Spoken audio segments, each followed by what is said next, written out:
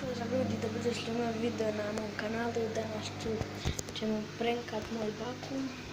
Prankat ćemo je tako što ćemo od ovoga napraviti lažno govno i tu radi perilica i onda nećemo, možda će se malo slabije čuti, ali uglavnom vidjet ćete, prank će uspjeti, ja mislim. Tako moram pričati ovako blizu jer me nećete čuti od ove perilice. Uglavnom da, vidimo se kad napravim lažno govno. Ok ljudi, ja sam napravio, evo kao što vidite, možda nije baš najbolje, ali uglavnom uspjet ću to staviti ovdje. Znači tu i tu ću staviti kameru.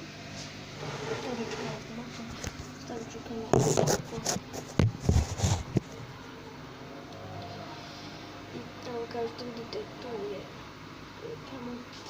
i vidjet ćete, ja ću zvat baku kada dođe i vidjet ćete što će biti.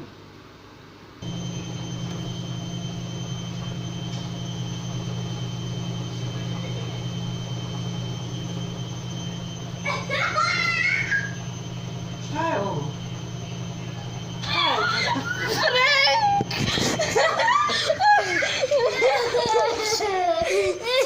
Prankali smo te baka.